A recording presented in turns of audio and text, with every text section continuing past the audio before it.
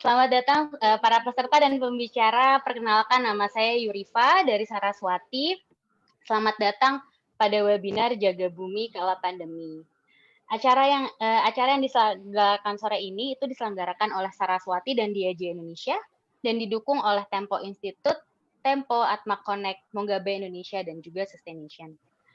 Webinar ini diharapkan dapat menginformasikan kepada publik tentang ruang berbagi informasi dalam mengurangi plastik sekali pakai, dan diharapkan setelah acara ini, para peserta bisa tergerak dalam melakukan aksi kolektif gaya hidup yang ramah lingkungan. Langkah ini dilakukan dengan mengurangi sampah plastik sekali pakai yang dapat dimulai dari rumah. Nah, acara ini kami selenggarakan selama 90 menit. Dan sebelum memulai acara ini, ada beberapa hal yang ingin saya sampaikan. Yang pertama, bagi peserta, untuk memastikan teknologi atau gadget yang digunakan di webinar ini sudah dalam mode mute. Jadi mohon untuk di-mute dan juga dimatikan video agar kualitas data lebih ringan. Mungkin masih ada beberapa suara ya yang keluar. Mohon izin untuk panitia juga bisa nge-mute supaya nanti suara pembicara bisa jelas. Lalu karena waktu yang sangat terbatas, maka apabila ada pertanyaan, itu dapat langsung ditulis di dalam kolom komentar, lalu nanti panitia akan mengumpulkan pertanyaan tersebut dan bisa disampaikan kepada narasumber. Oke, lalu nanti seperti yang sudah saya sampaikan, di akhir acara, mohon peserta untuk tetap stay sampai akhir acara, karena di akhir acara kita akan foto bersama, jadi mohon dinyalakan layarnya, dan juga tolong ditulis seperti ini, ada tagar berubah dari rumah. Bisa dituliskan dalam tangan atau dituliskan dalam kertas. Nanti kita akan foto bareng-bareng dengan seluruh peserta dan juga pembicara. Oke, mungkin itu dari saya. Kita akan bisa langsung memulai acara ini. Yang pertama ini, saya akan mohon peserta untuk mematikan atau di-mute-kan mic-nya. Oke, kita akan mulai masuk pada acara pertama. Jadi acara pertama ini kita akan memperkenalkan apa sih itu Laksmi. Akan diperkenalkan oleh Esther sebagai program manager Laksmi. Jadi silakan Esther untuk bisa memperkenalkan apa itu Laksmi dan siapakah kita Saraswati. Silakan Esther. Oke, halo semuanya. Terima kasih Kak Ipe. Ini masih ada yang mute.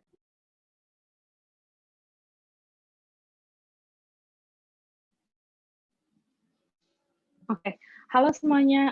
Makasih untuk perkenalannya dari KIP. Jadi sebenarnya Saraswati itu apa sih? Dan mungkin teman-teman agak bingung ya. Ini ada berubah dari rumah, adalah ada Saraswati, ada Diageo, dan bahkan ada logo-logo lembaga lainnya. Ada dasarnya Laksmi adalah langkah komunitas mengurangi plastik sekali pakai atau sampah plastik, di mana kami memulai ini dari Desa Nyambu di Tabanan, Bali. Sebenarnya ini inisiatif dari rame-rame juga dari masyarakat desa. Kita melakukan beberapa kayak survei ke masyarakat desa, kemudian melakukan co-design atau merancang program bersama. Kemudian beberapa kegiatan lainnya sebenarnya diinisiasi oleh Desa Nyambu sendiri. Perpanjangan dari Desa Ekowisata Nyambu yang juga didukung oleh Diageo. Mungkin nanti Mas Firhot akan menjelaskan lebih jauh lagi soal cikal bakalnya. Sedangkan Laksmi sendiri mungkin secara sederhana itu adalah nama program. Jadi nama project atau program kami yang diinisiasi oleh yang dieksplorasi oleh teman-teman Saraswati dan Diageo. Saraswati sendiri adalah local consulting firm, local company, jadi kita perusahaan lokal yang berfokus pada inovasi pembangunan. Kami biasa menyebut diri kami itu sebagai broker inovasi. Jadi kami melakukan beberapa kegiatan seperti perencanaan strategis, kemudian membangun platform daring, salah satunya Laksmi, nanti saya akan share screen. Kemudian kita juga melakukan riset atau penelitian, kemudian evaluasi pembelajaran dan juga pemantauan atau mungkin biasa disebut dengan MEL, dan beberapa kegiatan dan beberapa fokus strategis lainnya. Nah, untuk Laksmi sendiri, kami mungkin saya akan bisa share sedikit. Oke. Jadi ini adalah website kami. Jadi ini laksmi.info, teman-teman bisa akses. Kita juga ada Facebook page sama Instagram @berubah dari rumah. Jadi kampanye berubah dari rumah adalah salah satu dari kampanye pertama Laksmi gitu. Untuk kita memperkenalkan diri kami sebagai bagian dari perubahan itu sendiri. Harapannya setidaknya kami bisa mendorong aksi yang memang diinisiasi dari individu, dari komunitas maupun institusi untuk mau mengurangi sampah plastik sekali pakai tanpa kemudian kami bukan replikasi ya, tanpa kemudian kami kayak overlap gitu. Kami lebih ke jadi bagian dari pendukung gerakan-gerakan yang sudah ada teman-teman Mongabay, Sustain yang juga hadir di sini tentunya mungkin lebih lama berpengalaman juga, dan lebih jauh pasti ada teman-teman komunitas juga yang sebenarnya sudah mengambil peran dalam perubahan lingkungan, gaya hidup yang lebih berkelanjutan. Jadi kalau dari kami sendiri memang ingin mengumpulkan inisiatif-inisiatif yang sudah ada untuk jadi gerakan bersama, jadi aksi kolektif bersama. Berubah dari rumah ini sendiri adalah upaya yang kayak kita tahu di masa pandemi, kita biasanya selalu minta, oke di rumah aja, tapi lebih jauh dari itu sebenarnya kami juga ingin membuat ini kita benar-benar melakukan satu aksi, kita melakukan satu perubahan gitu. Yes, kita bisa di rumah untuk memastikan tidak ada penyebaran COVID-19 yang lebih luas, tapi juga kita bisa berkontribusi lebih besar untuk lingkungan yang lebih baik. Mungkin kurang lebih dari itu aja dari saya. Jadi terima kasih semuanya untuk yang telah hadir dan datang di sini. Enjoy the ride. Thank you. Oke, terima kasih Esther atas perkenalan tentang Laksmi dan juga Saraswati tentang proyek Laksmi ini sendiri gitu ya. Mungkin kita bisa lanjut ke Pak Firhot nih. Pak Firhot ini adalah Corporate Relation Manager dari Diageo Indonesia. Mungkin Pak Firhot bisa menjelaskan sedikit nih tentang inisiatif Laksmi. Silakan Ya. Pak Firhot. Baik, terima kasih Mbak Ipeh. Selamat sore teman-teman dan juga buat yang di Bali. Beli gede, Om Swastiastu. Apa kabar? Semoga sehat-sehat semua. Jadi seperti yang udah dijelaskan sama Esther tadi, kegiatan Laksmi ini memang menjadi kolaborasi antara Saraswati dengan Diageo. Kalau Diageo dengan Desa Nyambu sendiri sebagai sebuah wilayah yang menjadi inspirasi dan juga cikal bakal dari proyek ini, itu sudah berlangsung lama sejak 2014. Jadi kita sudah mengadakan kerjasama dengan Desa Nyambu, dengan yang namanya Desa Wisata Ekologis, di mana kita mendukung masyarakat di Desa Nyambu bagaimana mereka bisa mengoptimalkan potensi daerahnya tanpa menghilangkan unsur-unsur tradisional. Jadi tetap mempertahankan kebiasaan masyarakat sehari-hari, bukan menjadi daerah wisata yang sifatnya masif. Jadi kita tetap mengutamakan apa yang menjadi nilai-nilai yang selalu dipertahankan oleh masyarakat Nyambu. Jadi proyek ini Desa Wisata Ekologi sudah berlangsung lama sejak 2014 dan juga memang sudah menjadi bagian dari Desa Nyambu itu sendiri, ada bagian dari badan usaha milik desanya, dan kita akhirnya memfokuskan kembali itu mulai dari tahun kemarin dengan program ini bersama Saraswati. Karena Diageo sadar bahwa Desa Wisata Ekologis tentunya masih harus ada dukungan khususnya dari masalah lingkungannya itu sendiri. Jadi bagaimana kita bisa membuat Desa Wisata Ekologis Nyambu tetap optimal, dan juga bagaimana caranya, yaitu dengan kita mencoba menyasar satu permasalahan, yaitu sampah plastik. Karena kita menyadari bahwa masih banyak sampah-sampah plastik yang mungkin belum bisa ditangani dengan baik, khususnya di Desa Nyambu, karena ada banyak plastik sekali pakai, baik itu kresek maupun plastik-plastik lain yang belum tentu kita bisa, yang tentunya pasti akan berdampak pada Desa Wisata Ekologis di Nyambu itu sendiri. Ketika kita sudah berlangsung, memang akhirnya kita mencoba pendekatan, kita menggandeng masyarakat Nyambu untuk melakukan kegiatan ini dengan pendekatan yang memang sudah dilaksanakan juga oleh masyarakat Nyambu. Jadi inisiatif dari masyarakat Nyambu, kerjasama masyarakat Nyambu dengan perangkat desa, juga dengan Diageo, juga dengan Saraswati, ini adalah sebuah skema yang mungkin bisa menjadi inspirasi bagi teman-teman di daerah di luar Bali, terutama bagaimana kita bisa menjalin kerjasama antara pihak swasta dengan perangkat desa dan juga dengan komunitas untuk membangun sebuah gerakan yang kemudian bisa mengatasi satu masalah yang nantinya bisa akan berdampak positif bagi masyarakatnya. Nanti mungkin Beli Gede akan menceritakan lebih banyak juga tentang bagaimana kerjasama ini berlangsung, inisiatif-inisiatif apa yang sudah dilakukan di Nyambu, dan juga bagaimana dukungan dari perangkat desa Nyambu. Mungkin Pak Kepala Desa sudah hadir juga ya, Beli Gede ya? Kepala Desa sebentar lagi bisa hadir, Pak. Beliau lagi menyusul karena siap, kan masih tadi. Siap. Beliau akan menyusul segera. Siap, terima kasih Beli. Mungkin nanti Beli Gede juga dan Kepala Desa akan membagikan ceritanya bagaimana kerjasama ini kemudian terjalin dan upaya-upaya bersama apa yang sudah dilakukan oleh masyarakat dan juga perangkat desa dalam inisiatif ini. Begitu Mbak Ipeh, terima kasih juga teman-teman. Semoga lancar untuk mengikuti sesi ini dan juga besok, supaya bisa mendapatkan inspirasi dan juga dampak yang lebih positif buat lingkungan sekitar kita. Terima kasih. Baik, terima kasih Pak Firhot atas ceritanya, bagaimana Laksmi sendiri awalnya terbentuk di Desa Nyambu gitu ya, dengan juga inisiatif yang dilakukan bersama Beli Gede. Nah, kita udah hadir nih Beli Gede di sini. Selamat sore Beli Gede. Selamat sore buat Selamat sore. Beli Gede, bisa cerita sedikit gak nih tentang inisiatif yang sudah jalan selama ini di Desa Nyambu?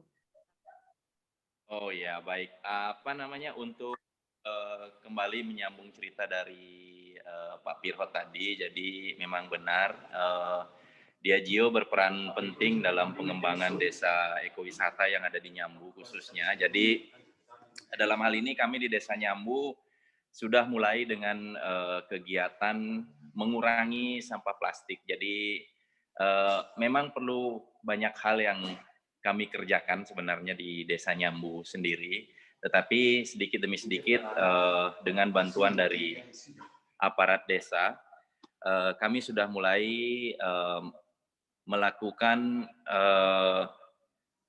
melakukan sedikit kegiatan. Jadi belum maksimal karena kemarin ini karena corona itu sendiri, jadi kami memang belum bisa maksimal untuk bergerak. Tetapi langkah untuk kami bisa mengurangi sampah plastik itu sendiri sudah ada. Jadi kegiatan pertama kami kemarin dengan Diageo, kami kebetulan sebelum corona juga sudah sempat istilahnya seperti kerja bakti membersihkan sampah plastik yang ada di desa secara masif, secara besar-besaran. Jadi semua elemen yang ada di dalam desa, baik itu anggota masyarakat, aparat desanya, sampai muda-mudinya juga ikut serta. Jadi atas inisiasi dari kepala desa sendiri. Jadi saya merasa beruntung sebenarnya karena aparat desa sendiri mendukung 100% dengan kegiatan ini. Jadi kami istilahnya hanya ikut untuk berpartisipasi membuat program kapan akan direncanakan dan seperti itu saja. Jadi kepala desa lah yang sebenarnya memberikan kami dukungan yang penuh dengan kegiatan ini.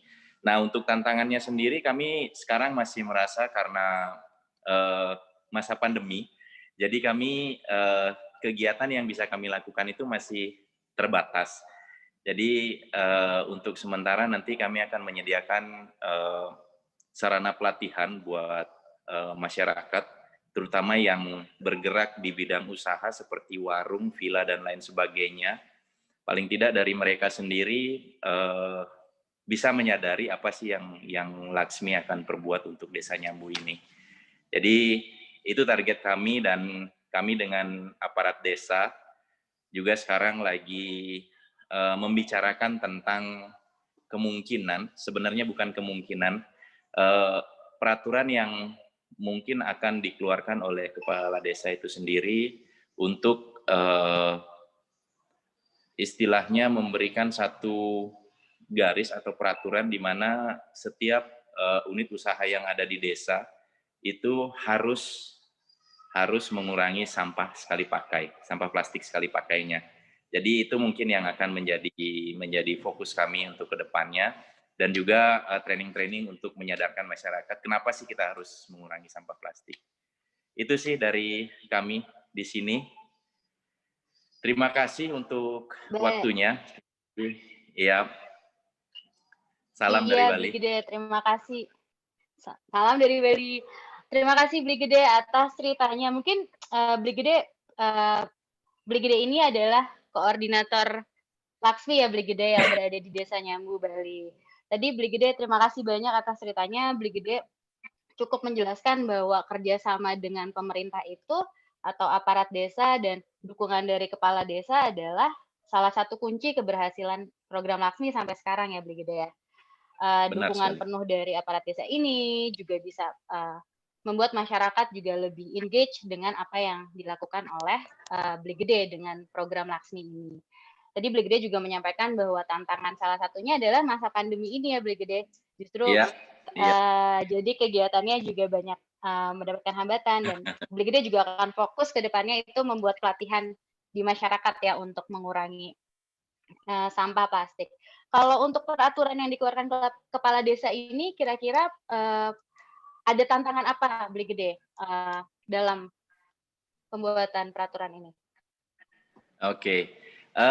Untuk peraturan ini sementara dari kepala desa masih mendukung, cuma draftnya masih perlu kami kaji lebih lanjut lagi karena peraturan ini secara tidak langsung pasti akan mengikat pemilik usaha untuk tidak menggunakan plastik sekali pakai, di mana biasanya plastik sekali pakai itu mereka pergunakan untuk memperlancar usaha mereka, untuk membungkus dan lain sebagainya. Jadi ada banyak hal yang perlu kami kaji dulu, apa solusinya dan bagaimana dan seterusnya. Jadi itu nanti akan menjadi bagian dari tantangan yang akan kami lewati. Tapi target kami ke depannya supaya Desa Nyambu ini paling tidak bebas dari plastik sekali pakai.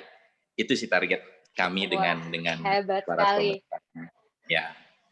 Iya, Bli Gede.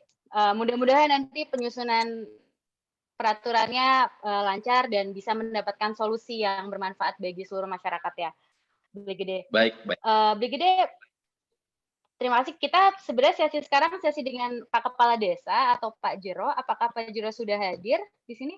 Untuk Pak Jeronya kebetulan memang orangnya on time, jadi Pak Jero memang berada di sini sekarang di samping saya, jadi beliau bisa lebih memaparkan desa seperti apa. Ya, saya pas mobile saya ke device saya ke Pak Jero ya. Boleh. Ya, jadi kawan-kawan peserta yang lain, Pak Jero ini atau Pak Inyoman biasa adalah Kepala Desa Perbekal Nyambu.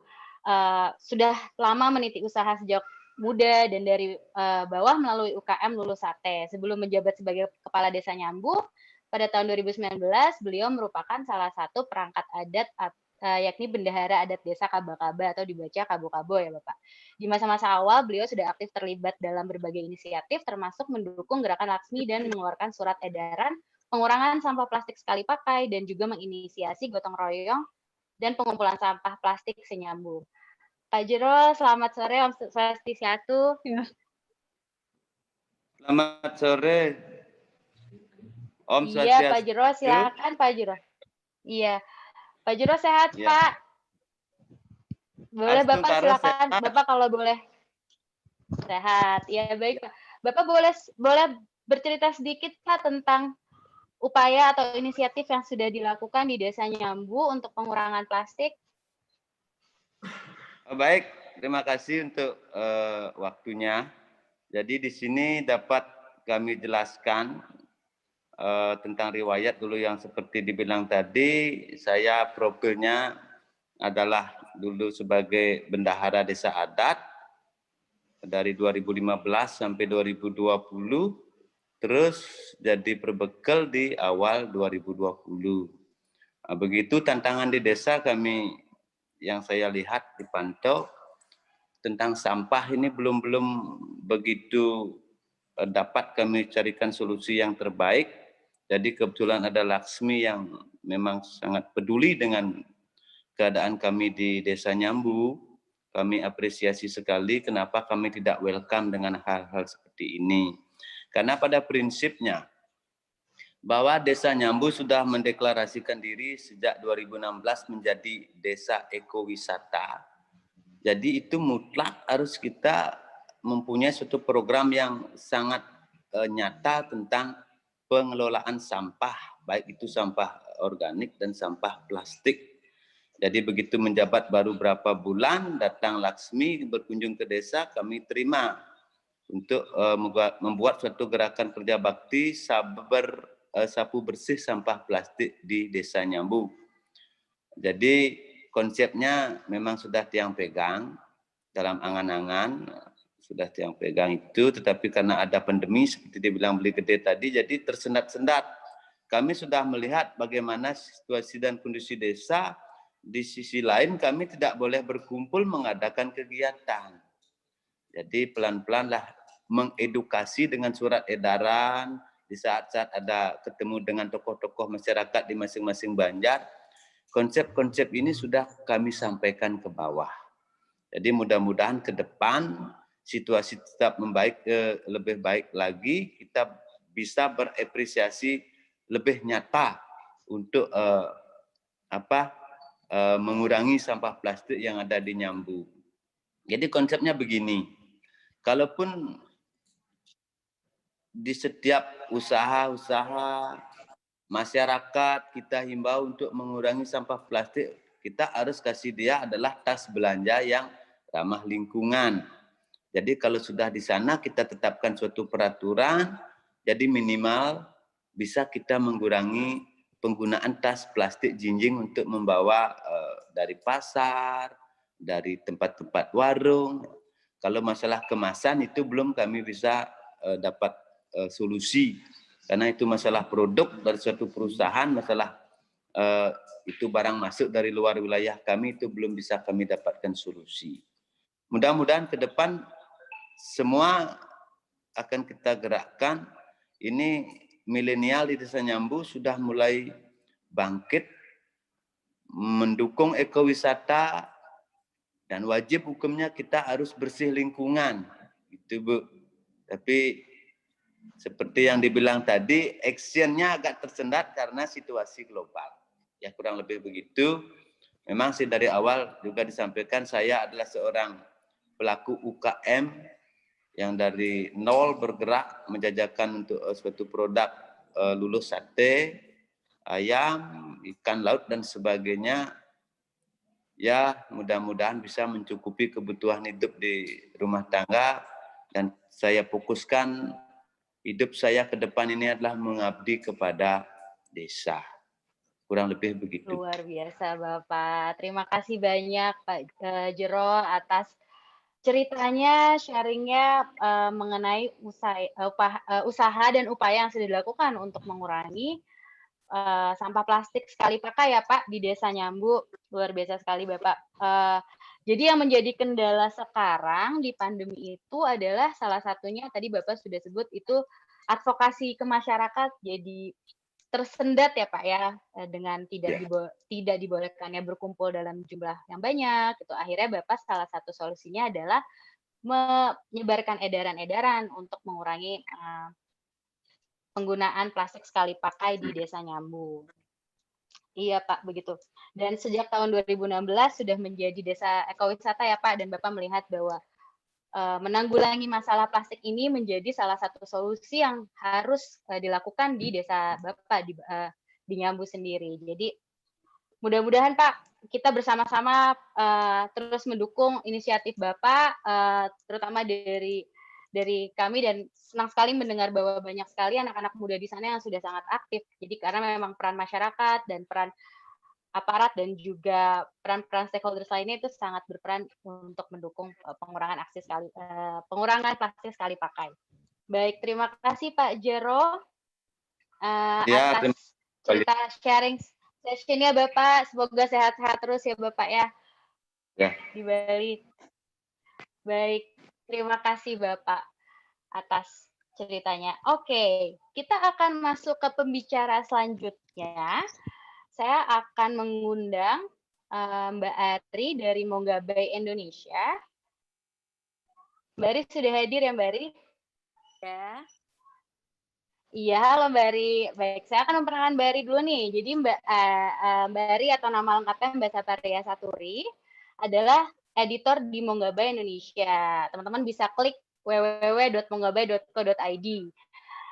Mbak Ari ini memiliki pengalaman bekerja di media arus utama Indonesia, termasuk beberapa publikasi nasional selama lebih dari 20 tahun. Mbak Ari juga berfokus terutama pada cerita politik, hak asasi manusia, dan ekonomi untuk Monggabay Indonesia. Nah, untuk sesi ini, Mbak Ari itu akan cerita fakta-fakta di lapangan mengenai dampak buruk sampah plastik terhadap lingkungan, terutama pada saat pandemi ini. Begitu ya, Mbak Ari? Baik, Mbak Ari, waktunya ada 10 menit. Saya akan mempersilakan Mbak Ari untuk menceritakan Mbak Ari. Bagaimana tantangannya di masa pandemi ini? Silakan, Mbak Ari.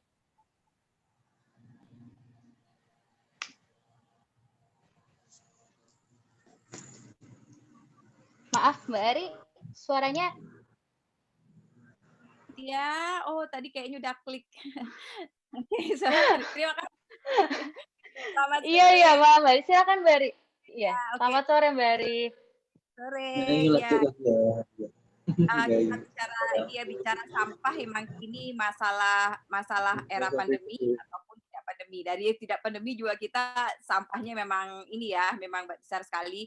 Tambah era pandemi, masalah sampah malah menumpuk. Itu sebelum 2019 ke bawah aja ya, itu tiap tahunnya rata-rata produksi sampah Indonesia itu total sekitar 64 juta ton. Itu 64 juta ton. Sementara dari jumlah itu, menurut data dari Sustainable Waste Indonesia pada 2017 menyatakan dari 64 juta itu baru 7% didaur ulang, 69% numpuknya di tempat pembuangan akhir, dan 24% buang sembarangan, yaitu ya entah di sungai, entah di mana, pokoknya habis makan buang ya numpuk di mana-mana, yang biasanya disebut dengan illegal dumping seperti itu. Itu dari fakta itu aja ini udah serem kayak gitu kan, cuman 7% yang didaur ulang. 69% numpuk di pembuangan akhir. Pembuangan akhir juga TPA di berbagai daerah itu ada yang standar, ada yang TPA-nya numpuk di tepi kali, nanti jatuhnya juga ke kali, seperti itu kan. Terus tambah lagi pandemi sejak awal tahun ini, itu KLHK sudah ngomong Menteri dan ini para pejabat KLHK udah bilang bahwa tahun 2020 ini sampah itu meningkat jadi 67,8 juta, sekitar seperti itu gitu terjadi peningkatannya. Itu antara lain ya selain terjadi peningkatan penduduk dan lain-lain juga dari peningkatan dari sampah medis, karena masa pandemi ini sampah medis itu juga catatan dari Perkumpulan Ahli Lingkungan Indonesia menyatakan bahwa ini dia ngambil data Kementerian Kesehatan juga bahwa per hari produksi sampah medis itu sekitar 296 ton itu per hari ya, diproduksi dari 2.800 something rumah sakit, 9.000 hampir 8.000 puskesmas, 8.000 hampir 9.000 klinik, seperti itu. Dan diantaranya itu bahan-bahan bukan diantaranya kayak pakai APD itu kan banyak yang plastik kayak gitu kan, masker juga sekali pakai seperti itu kan. Jadi, kondisi sekarang ini makin itu loh, makin mengkhawatirkan gitu tentang sampah.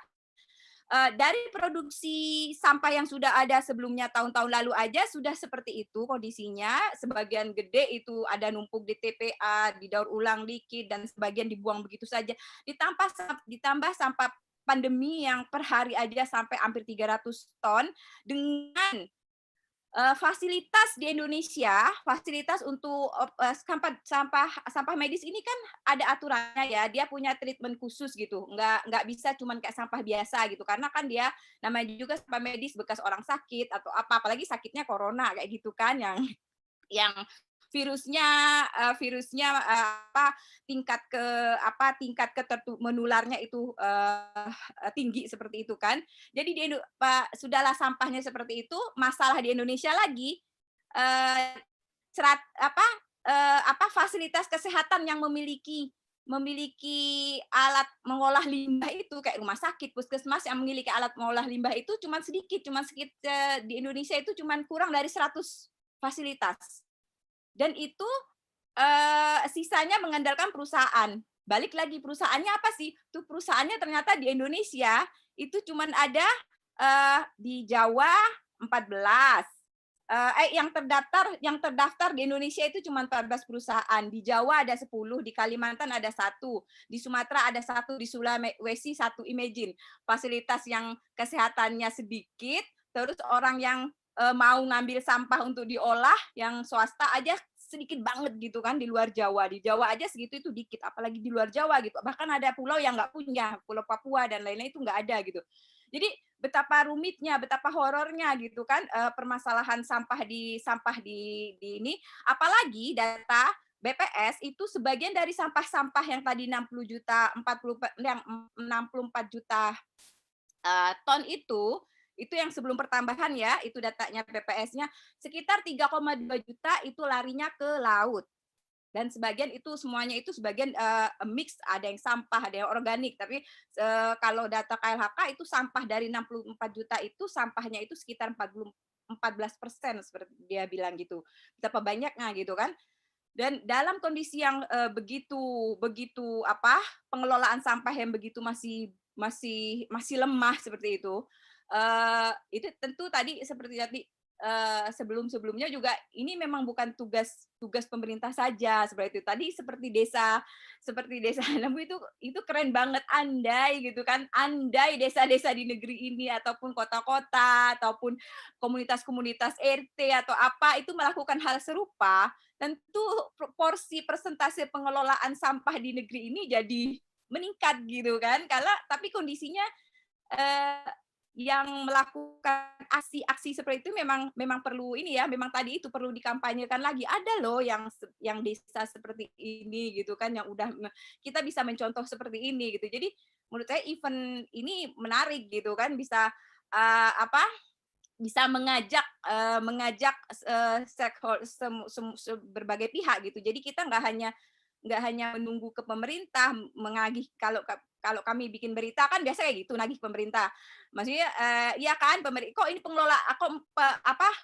fasilitasnya masih sedikit sih gitu kan. Kapan bangun lagi? Kok masih serapan pengelolaannya masih rendah sih tata itunya. Kok TPA-nya masih minim sih? Kok yang didaur ulang cuma sedikit sih, cuma 7%. Itu dari situ dipertanyain. Tapi kita juga dalam pemerintahan juga kita berupaya untuk mengedukasi, untuk mengajak masyarakat seperti itu kan. Ini juga tanggung jawab masyarakat kayak gitu kan. Tanggung jawab kita untuk mereduce sampah, yaitu benar judulnya itu sampah, bersihkan sampah itu dari rumah ya, dari rumah kita baik kita dan itu juga kita bikin ya gitu kan. Jadi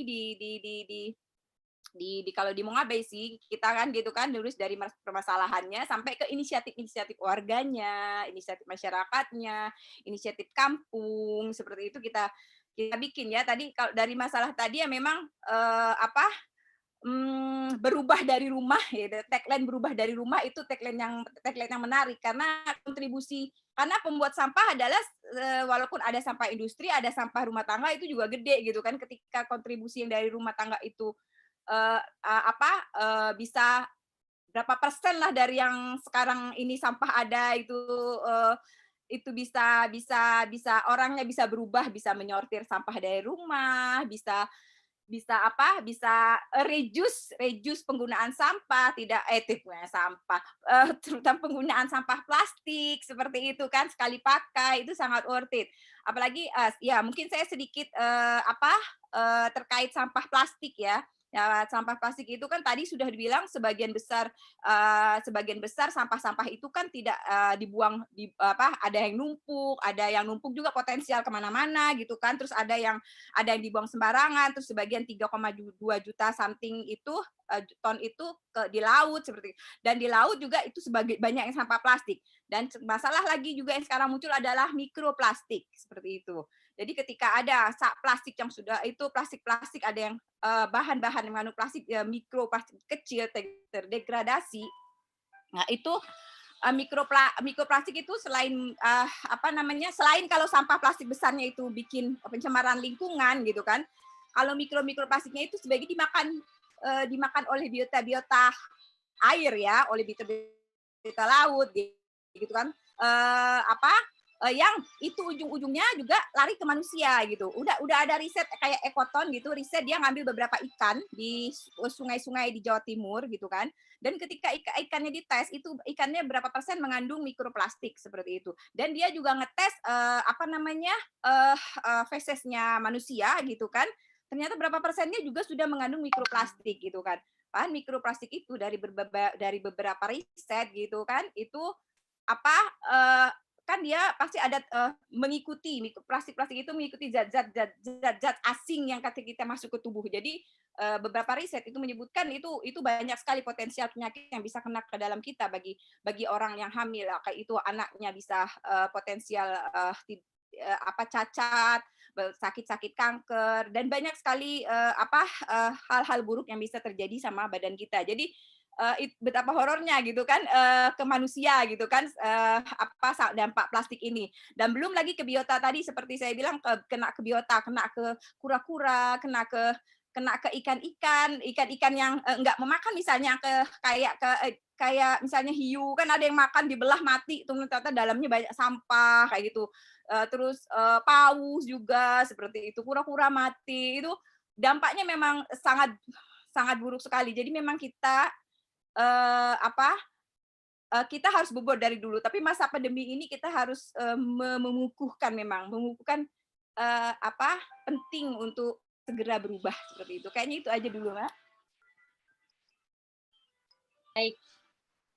Baik, terima kasih banyak Mbak Ari atas penjelasannya. Tadi cukup banyak ya hal yang sudah Mbak Ari sampaikan gitu tentang fakta-fakta yang terjadi di lapangan atau di Indonesia sendiri. Bahwa ternyata negara kita itu menghasilkan sebelum pandemi itu 64 juta ton sampah, dan setelah pandemi bahkan menjadi 67,8 juta ton sampah, yang sampahnya pun tidak hanya dari sampah penduduk tapi juga sampah medis yang sekitar ada hampir 300 ton per hari. Dan itu terjadi karena berbagai tantangan. Salah satu tantangannya adalah fasilitas pemerintah yang tidak ada, lalu juga minimnya alat pengelola limbah yang hanya ada di kota-kota besar saja gitu. Bahkan di daerah-daerah rural itu tidak ada sama sekali ya Mbak ya. Kita bayangkan teman-teman kita yang ada di timur Indonesia atau paling barat Indonesia itu sangat sulit gitu mengakses pengelolaan limbah sampah. Lalu salah satu tantangan berikutnya adalah ternyata dari jumlah tersebut ada 3,2 juta sampah yang masuk ke laut, dan termasuk sampah plastik sekali pakai ya Mbak. Dan sampah plastik sekali pakai ini tidak hanya merusak lingkungan, tapi ternyata kembali ke diri kita gitu. Juga ke hewan-hewan yang ada di laut, dan hewan yang kita makan, dan kembali ada di dalam diri kita gitu. Jadi ini sangat bahaya sekali kalau nggak cepat-cepat kita tangani. Gitu. Tadi Mbak Ari juga sempat menjelaskan sedikit solusi gitu. Kita nggak perlu menunggu dari pemerintah, tapi justru seperti inisiatifnya Laksmi yang berawal dari masyarakat itu bisa menjadi sebuah solusi. Salah satunya untuk upaya mengurangi plastik sekali pakai. Nah, terima kasih banyak Mbak Ari untuk sharing session ya. Nah, untuk sesi selanjutnya, saya akan mau mengundang nih salah satu praktisi yang sangat aktif untuk mengurangi plastik sekali pakai. Saya mau mengundang Mbak Tias dari Sustaination. Mbak Tias sudah hadir? Halo Mbak, sorry tadi ke-mute. Halo Mbak Tias, nggak apa-apa. Selamat sore Mbak Tias. Sehat-sehat Mbak Tias? Alhamdulillah sehat. Senang banget nih Mbak Kamu Tias gimana, bisa Mbak, hadir. kabarnya? Alhamdulillah baik Mbak Tias. Mbak Tias, aku akan memperkenalkan sedikit nih tentang Mbak Tias ya. Mbak Tias, pertama saya mau mengucapkan selamat mendapatkan gelar Woman of the Year kemarin dari Her World Indonesia. Nah, gelar ini nggak Mbak Tias dapatkan secara cuma-cuma ternyata. Mbak Tias itu sejak tahun 2018 telah mendirikan Sustaination, yang merupakan solusi kita bisa mengurangi plastik atau plastik sekali pakai dari rumah.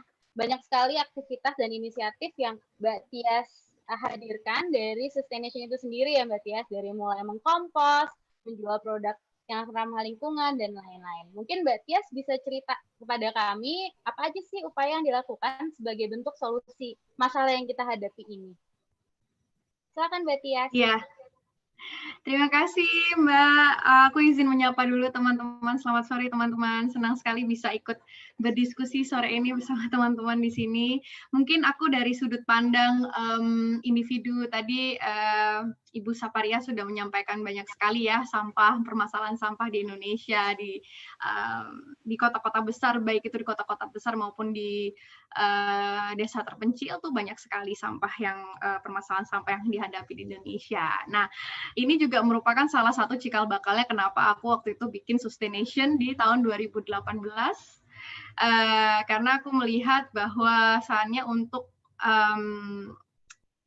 merubah sesuatu itu nggak perlu dari hal-hal yang besar gitu. Seringkali kita sebagai individu itu seringkali kita berpikir kalau kita mau melakukan perubahan itu kita harus jadi presiden gitu misalnya, jadi menteri, bikin NGO, bikin organisasi gitu. Tapi ternyata enggak gitu. Dulu aku juga sempat berpikir gitu ya, gitu pengen deh jadi policy maker karena kan impact-nya sangat besar gitu ketika kita buat policy. Tapi kan untuk sampai ke sana sampai kapan ya? Gitu mungkin 20 tahun lagi terlalu lama gitu. Dan di situ saya menyadari bahwa kita semua individu diri sendiri ini bisa mulai satu hal baik, satu hal kecil mulai dari rumah gitu. Dengan cara mengurangi plastik, memilah plastik, dan mengolahnya dengan baik. Memilah sampah ya, sebenarnya memilah sampah dan mengolahnya dengan baik gitu.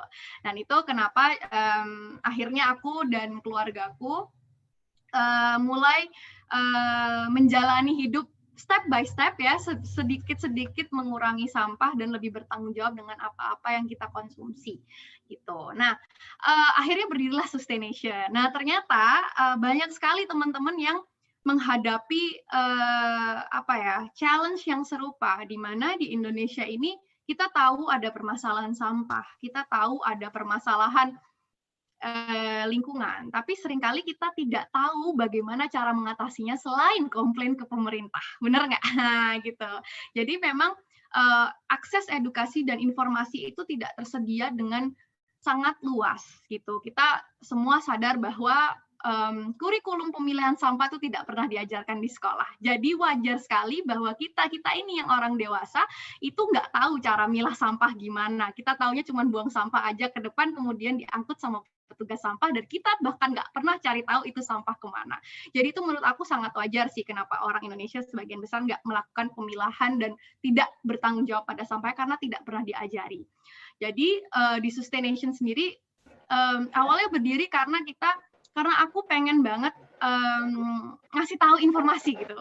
Jadi aku pengen bikin informasi semudah mungkin yang bisa diterima sama semua orang, orang awam sekalipun yang nggak tahu itu apa masalah sampah, yang nggak tahu apa itu sustainability itu bisa mengerti. Nah, itu gampang banget sebenarnya. Jadi kalau misalnya aku boleh bilang ya, gimana sih caranya satu orang itu make such a big difference? Gimana caranya kita ikut turut serta menghadapi dan membantu pemerintah atau siapapun yang berwenang untuk menghadapi permasalahan sampah, itu ada 6 step. Jadi ada 6 cara mudah buat kita semua mengatasi dan ikut turut serta menyelamatkan bumi, menyelamatkan masa depan anak-anak kita ya. Jadi yang pertama itu rethink. Aku selalu bilang bahwa kita harus selalu berpikir dengan segala hal yang kita konsumsi. Kenapa kita selalu berpikir? Kenapa harus berpikir? Karena seringkali tuh terutama cewek-cewek ya, itu suka banget impulsive buying, apalagi kalau lagi diskonan. Nah, atau lagi gratisan gitu kan. Sekarang kalau aku tanya, seberapa sering sih teman-teman pakai benda yang kalian beli saat impulsive buying atau yang dikasih secara gratisan? Apa sih gratisan? Misalnya tote bag kalau dikasih seminar, agenda pulpen yang dikasih pas seminar, itu seringkali nggak pernah aku pakai sih. Kalau aku ya, itu tuh rethink sebelum membeli atau sebelum menerima barang secara gratis gitu. Kenapa? Karena ketika kita beli sesuatu, itu kita udah istilahnya mengambil resources yang dipakai, sumber daya yang dipakai untuk memproduksi barang itu gitu. Produksi barang ini kan panjang ya, ceritanya panjang banget. Aku bisa ceritain tapi mungkin kelarnya besok. Tapi satu botol Aqua aja, sorry sebut merek nih, satu botol air mineral itu tuh perjalanannya panjang, nggak cuman airnya tapi botol plastiknya juga. Itu tuh plastik dari minyak bumi, kemudian dicetak dan segala macam, itu panjang sekali sampai akhirnya dia jadi air mineral dalam kemasan di supermarket terus kita ambil. Itu tuh panjang banget, makanya kita harus rating. Kemudian yang kedua, refuse gitu ya. Refuse itu apa? Menolak. Menolak caranya gimana ya? Menolak kalau misalnya barang-barang yang kita nggak perlu, kita tolak gitu. Dengan kita menolak dan kita berpikir ulang, itu kita menghindari sampah untuk masuk ke rumah kita gitu. Jadi kita hanya memasukkan barang-barang yang matters, barang-barang yang penting, yang valuable untuk ada di rumah kita, yang benar-benar kita butuhkan, bukan yang kita inginkan gitu ya. Kalau misalnya orang-orang bilang, aduh malas banget sih pilah-pilah sampah, susah deh, ini segala macam ribet gitu. Nah kalau misalnya kita udah rethink dan refuse dari awal, berarti kan kita sudah tidak ada sampah di belakang sehingga kita tidak perlu pilah-pilah sampah di belakang, bukan?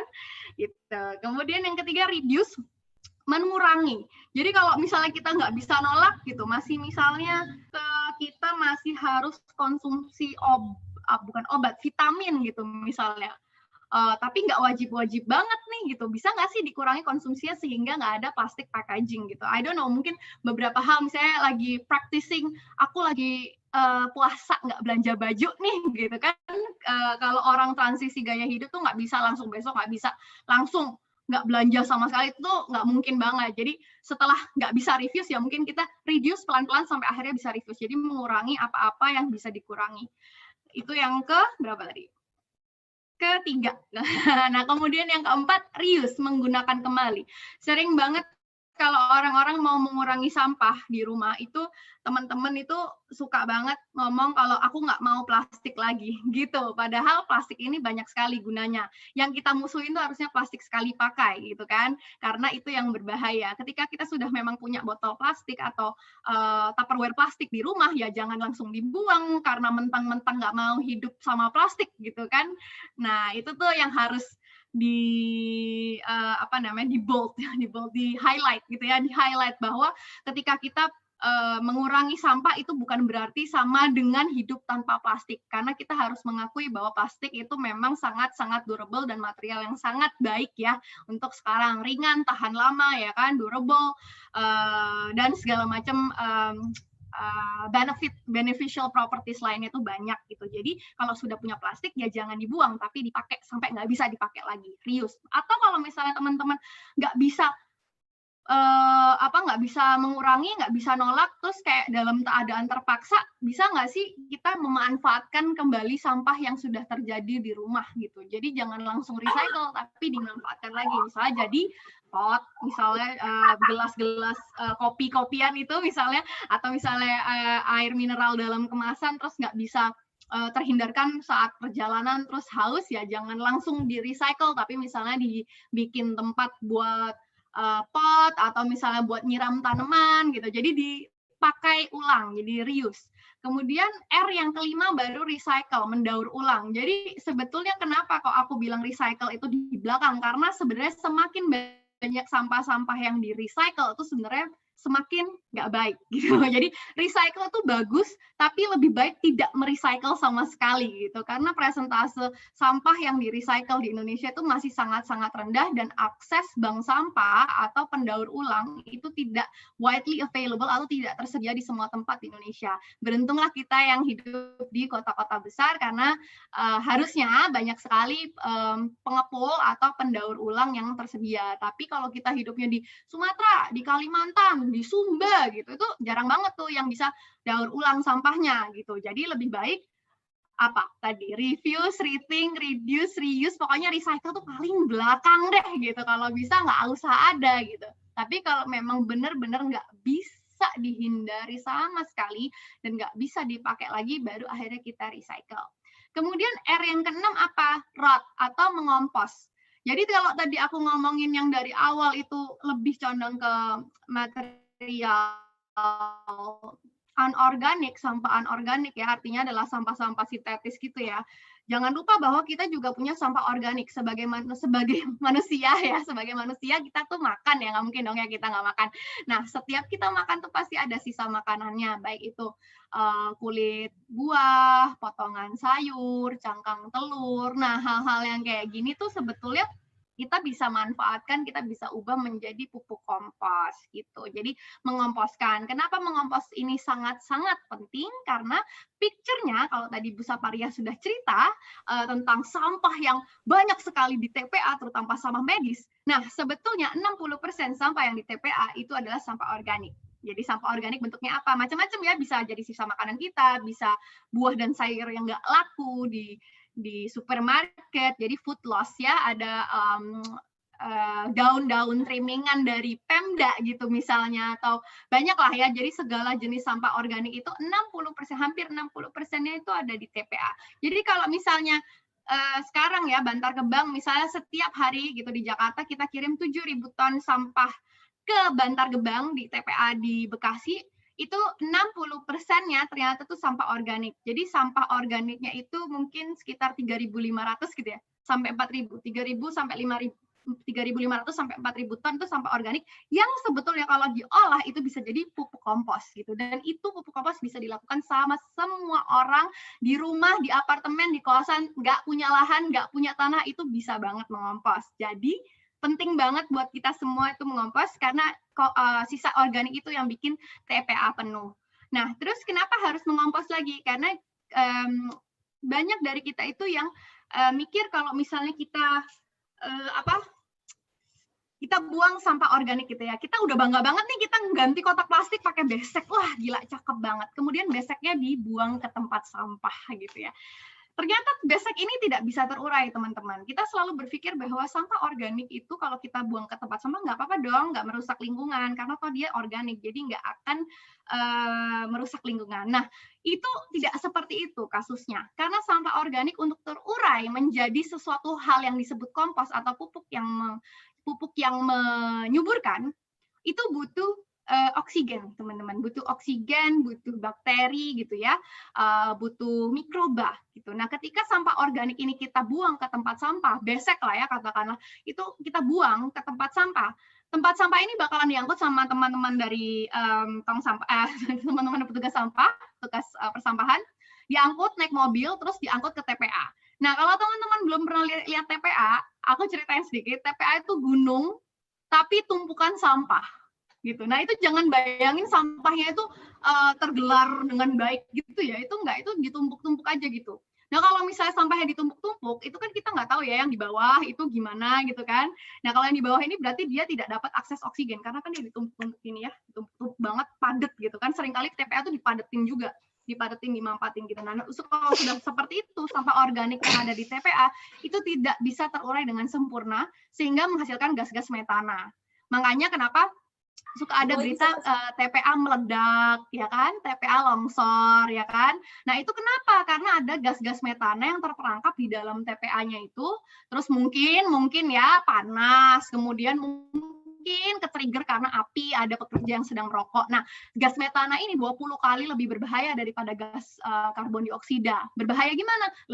Lebih gampang terbakar. Terus dia lebih berbahaya menyumbang gas emisi ke rumah kaca ya, kita bilangnya gas penyebab krisis iklim itu 20 kali lebih berbahaya daripada karbon dioksida. Jadi kalau aku punya satu gas metana itu sama dengan aku punya 20 kali karbon dioksida gitu. Kira-kira kayak gitu. Jadi itu sangat-sangat berbahaya, nggak cuman karena dia meledak dan bisa bikin pekerja di sana itu meninggal, tapi juga berbahaya untuk keberlangsungan hidup kita semua yang di bumi ini, karena dia salah satu penyebab krisis iklim yang sangat besar ya. Dan kalau misalnya kita, nggak lucu dong ya, maksudnya kita buang tempat sampah gitu ya, sisa organik, terus ternyata sisa organik ini adalah penyebab orang meninggal gitu karena di sana kena longsoran, itu kan nggak lucu banget. Kita jadinya apa bedanya sama pembunuh yang kita tusuk aja pakai pisau gitu. Ini sampah kita itu actually membunuh orang lain di tempat seberang sana gitu ya, di tempat di TPA sana. Jadi menurut aku peran kita sebagai individu itu sangat-sangat besar untuk menentukan arah masa depan bumi dan juga masa depan keberlangsungan hidup manusia ya, lebih tepatnya manusia dan anak cucu kita di masa depan, supaya mereka at least bisa hidup di lingkungan yang seperti kita sekarang, at least nggak lebih buruk ya. Kalau lebih baik bagus gitu, tapi at least sekarang seperti sekarang, jadi nggak worse than this gitu mungkin ya aku bisa sampaikan. Waduh, Mbak Tias, terima kasih banyak Mbak Tias. Banyak banget nih yang disampaikan Mbak Tias dan sangat terkait sama tadi Mbak Ari udah jelasin ya.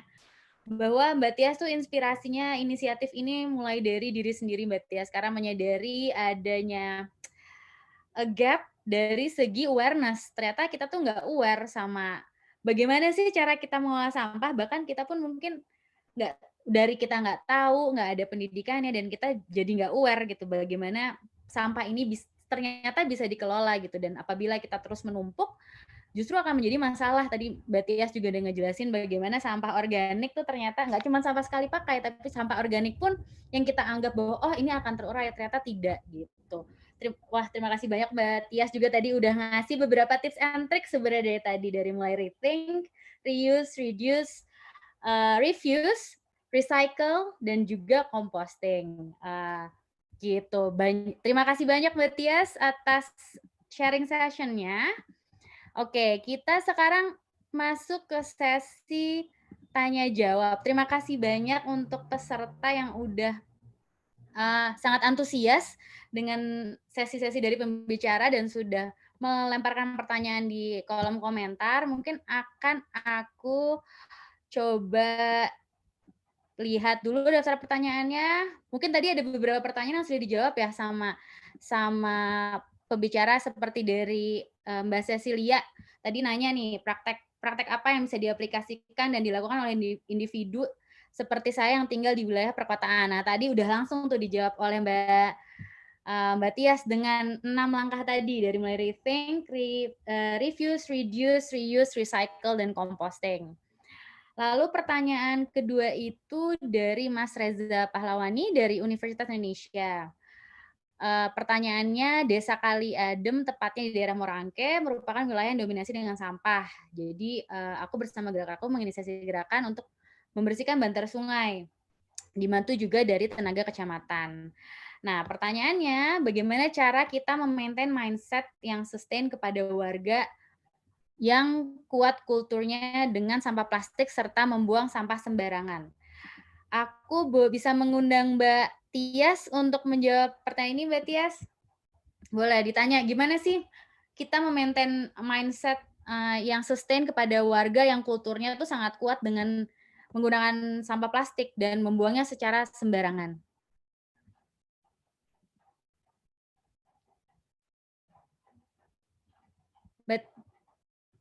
Di mute ya, sebentar. Oke, sebentar ya, aku cek dulu, Mbak. Oke, ya, silakan Mbak. Nggak bisa pencet unmute. Silakan, ya, jadi thank you ya pertanyaannya. Sejujurnya, hujan deras di rumahku. Jadi sejujurnya untuk ini pertanyaan yang sangat banyak sekali ditanya gitu, dan menurut aku untuk untuk mengajak orang lain supaya lebih peduli, itu kita harus lead by example. Jadi kitanya dulu dibenerin gitu. Kalau menurut aku, kalau misalnya kitanya sendiri itu nggak benar, kita nggak kasih contoh, ya jangan harap orang lain juga mau melakukan gitu. Jadi fokus memperbaiki diri sendiri dulu aja gitu. Jadi kamunya dulu gitu, kasih contoh. Misalnya kamunya dulu nih nggak beli barang-barang baru, kamunya dulu bawa botol kemana-mana, kamunya dulu bawa tas kain kemana-mana, kamunya dulu mulai ngompos gitu. Nanti kan orang-orang rumah hopefully penasaran, ngapain sih kayak gitu-gitu, buat apa emang gitu. Jadi mereka itu lebih kayak, ya itu tadi, mereka nggak aware, mereka nggak ada informasi gitu ya, nggak terpapar informasi seperti itu. Jadi memang pendekatannya harus pelan-pelan, itu nomor satu. Kemudian cara yang kedua, cari celahnya gitu. Jadi nggak bisa kamu pukul rata semua orang bahwa semua orang tuh harus peduli sama bumi gitu, nggak bisa gitu. Ada aja orang, ya gue happy-happy aja kok, hidup-hidup aja, bumi mau kayak apa, ada aja orang kayak gitu. Nah, kita bisa cari dulu mereka itu titik terlemah ya, I would say titiknya itu ada di mana. Bisa jadi misalnya poin-poinnya itu ada di poin agama, karena kan sebenarnya menjaga bumi itu sebagiannya itu dari amalan itu wajib. Kalau di dalam Islam ya, amalan itu wajib gitu. Dan kalau misalnya kita tidak menjaga bumi, misalnya kita buang-buang plastik sembarangan, itu termasuk dosa besar. Itu misalnya dari agama. Kalau misalnya dari kesehatan, bisa kasih poin yang makan mikroplastik gitu. Itu kan udah nggak sehat banget, kita nggak tahu dalam jangka panjang itu efeknya apa ke kesehatan kita. Itu nomor 2. Kemudian yang ketiga, misalnya dia care-nya sama anaknya gitu ya, bisa aja kita bilang gitu. Terus kalau misalnya nanti anak kamu hidup di lingkungan yang lebih jelek gitu, kamu nggak kasihan gitu. Misalnya ya, nah masing-masing orang itu punya reasoning behind itu beda-beda gitu. Jadi memang nggak bisa dipukul rata bahwa kita semua harus peduli sama bumi, ya nggak bisa juga gitu, karena memang tiap orang tuh personal journey-nya beda-beda. Jadi memang harus dideketin pelan-pelan sih, tapi ya kitanya sendiri juga harus contohkan gitu sih paling ya. Dan aku bisa bilang kayak gini karena aku di keluarga besarku juga itu mereka masih pakai plastik banget gitu, dan baru tahun ini gitu mereka baru mulai mengelompos dan bawa tas gitu, karena ya mungkin mereka malu kali ya sama aku gitu ya, mungkin mereka malu gitu. Aku setiap bulan nge-host workshop kompost gitu kan, masa ibunya sendiri nggak mau gitu, mungkin merasa tersindir. Aku actually nggak pernah nyuruh gitu, mama ngompos dong gitu, tuh aku nggak pernah gitu, kayak ya udah gitu. Paling kalau dia mamaku nanya gitu, Tias kamu ngapain sih, itu diapain gitu, sisa makanannya, oh aku olah mah jadi pupuk. Dan kebetulan mamaku juga dia suka berkebun kan gitu, terus pupuknya bisa dipakai langsung. Oh ya bisa gitu, gimana caranya gitu, oh ikut aja workshop aku gitu. jadi kayak gitulah gitu. Jadi dan itu baru kejadian itu baru kemarin ya, PSBB, karena nggak ngapa-ngapain juga, mungkin di rumah bingung mau ngapain, ya udahlah cobain aja, ini aku lagi ada waktu gitu misalnya ya. Jadi memang 2 tahun loh aku butuh waktu. Kalau bilangnya aku aja butuh 2 tahun gitu ya, mungkin teman-teman juga butuh waktunya harus 2 tahun gitu, karena memang nggak semudah itu gitu, merubah orang tuh nggak semudah itu, apalagi orang tua ya kan, masanya sudah berbeda nih, masa informasinya itu sudah sangat berbeda. Jadi mungkin bisa dicoba dari 2 hal itu tadi. Thank you, semoga menjawab ya. Thank you Mbak Tias, tadi responnya, jawabannya. Mungkin tadi juga menyinggung ke pertanyaannya Mbak Nur Raffi Niokti yang bertanya bahwa selama ini cuma saya yang berusaha mengurangi sampah karena saya kesulitan mengejak keluarga yang tinggal serumah untuk ikut mengurangi sampah. Tadi Mbak Tias sudah cukup kasih pencerahan tuh. Pertama kita mulai dari diri kita sendiri ya Mbak Tias ya. Kita harus, kalau memang kita ingin berubah, kita mulai dari diri sendiri dulu, kita yang gerak dulu. Nanti orang sekitar kita bisa jadi tergerak untuk mengikuti apa yang sudah kita lakukan. Tadi juga Mbak Tias sempat menyinggung nih, kalau memang ada beberapa hambatan gitu, kendala, bisa juga kita membawa misalnya melihat dari segi kesehatan, misalnya bagaimana kita mencoba memberitahu bahwa dari segi kesehatan sendiri ternyata kalau kita buang sampah sembarangan dan tidak mengelola dengan baik, itu tentu akan merugikan kesehatan kita sendiri dan tentunya kesehatan bagi masyarakat generasi berikutnya gitu. Tadi Mbak Tias sedikit menyinggung mungkin bisa juga nih kalau memang dalam agama tertentu gitu, bisa juga sedikit menyinggung gitu kalau memang ada hal-hal yang tidak berkenan yang sesuai dengan pengelolaan sampah ini.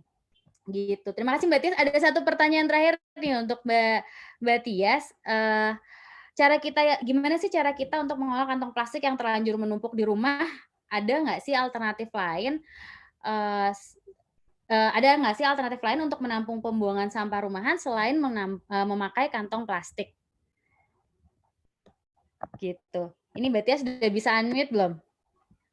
Udah. Aduh, aku lagi di kamar nih. Kalau aku lagi di dapur, aku bisa tunjukin tong sampahku. Jadi tong sampahku itu nggak pakai plastik sama sekali. Jadi gimana ya ngejelasinnya? Kita itu terbiasa membuang semua jenis sampah itu menjadi satu, benar nggak? Dan itu tuh jadinya sampah anorganik dan sampah organik tuh semuanya bercampur jadi satu.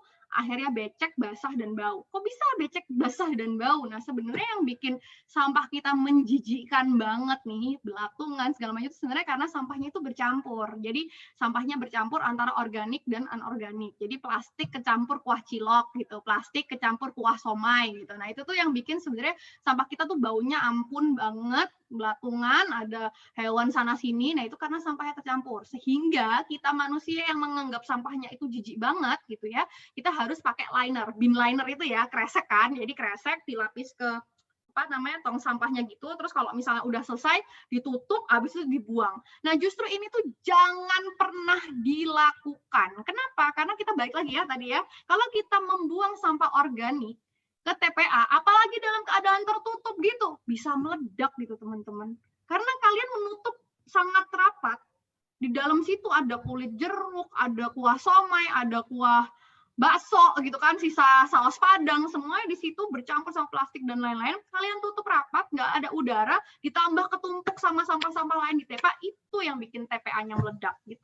Nah terus gimana kalau misalnya aku sekarang nggak ada plastik kresek, terus aku gimana buang sampah? Ya memang nggak perlu itu plastik kresek itu nggak perlu buat di tempat sampah. Kenapa? Karena kita sudah pilahkan sampah organik dan sampah anorganik.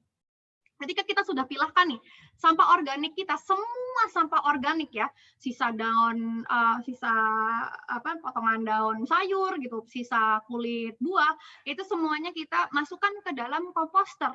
Stepnya gampang banget, tinggal buang aja ke komposter, nggak ada bedanya. Jadi yang tadinya kita buang ke tempat sampah, ini kita buang ke komposter. Udah buang aja gitu ke situ, nanti itu akan berubah jadi pupuk kompos gitu. Nah, sisa anorganiknya itu kemana? Sisa anorganiknya kita pastikan itu dalam keadaan bersih dan kering gitu. Jadi kalau di rumah aku itu aku cuma punya tong sampah satu yang dia itu apa namanya sudah bersih dan kering. Jadi kalau misalnya ada bekas-bekas minuman gitu, aku masih minum konsumsi anakku masih konsumsi susu UHT gitu yang cair, kalau udah habis itu langsung aku kocok gitu ya, isi air terus aku kocok-kocok bersihin, terus apa namanya dijemur, dipipihin, itu langsung masuk situ. Jadi semua sampah yang aku tampung di tempat sampah rumahku tuh semua dalam keadaan bersih dan kering. Jadi ketika aku udah waktunya setor sampah ke bank sampah, itu aku tinggal pilah-pilah aja gitu. Jadi aku tinggal kasihin lah sesuai dengan jenisnya.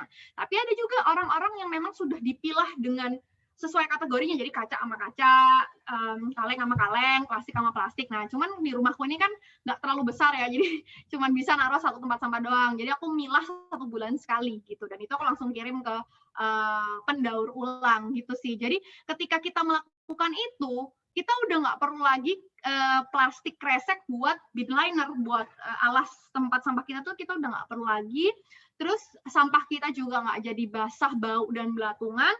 Rumah kita nggak bau sampah dan rumah kita jadi bersih. Jadi itu kayak menyenangkan banget, kita nggak perlu ngurusin sampah bau. Jadi kita juga jadi memandang sampah itu menjadi suatu hal yang berbeda, karena memang beda banget ketika kita nyampurin sampah-sampah jadi suatu hal yang sangat menjijikkan. Tapi ketika kita pilah sampah itu jadi something that is valuable.